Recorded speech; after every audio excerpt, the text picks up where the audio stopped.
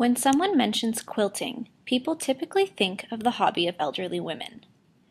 In the heart of Seattle's Pioneer Square, inside a beautiful gallery on 2nd Avenue, one man is working to change this stereotype.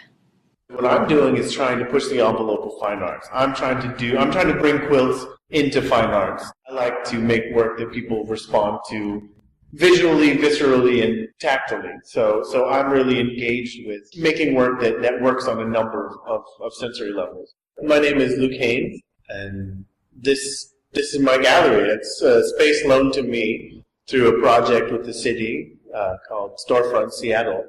And they've given it to me as a studio/exhibition space, so I'm able to work out of it and then show my work and work of other artists that I respect and want to collaborate with. Luke describes his quilting process as atypical. He is a designer with a background in architecture. I will start big and work small and design a kind of concept-driven exhibition. And then then that will give me the parameters to design each of the pieces. So the quilt kind of is generated from my process of design.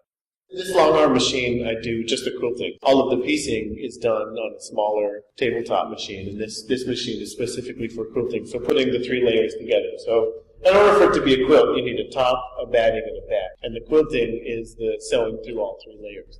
And so what I do is put all 3 together on that machine. There is a bold series of American-inspired pieces that stand out in Luke's gallery.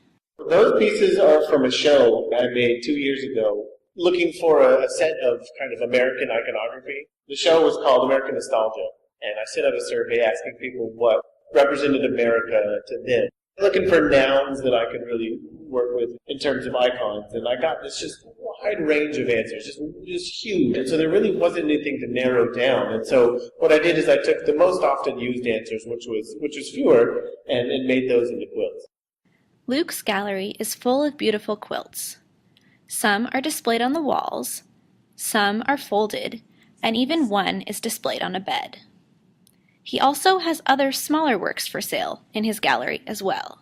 Because I have this space, I'm wanting to get different levels of commerce, So if anybody comes in off the street and doesn't want to buy a huge piece of art, they can buy a t-shirt or some postcards or something, and they're all sort of engaged with the same working method that I have for my quilt. When asked about his future, Luke is optimistic.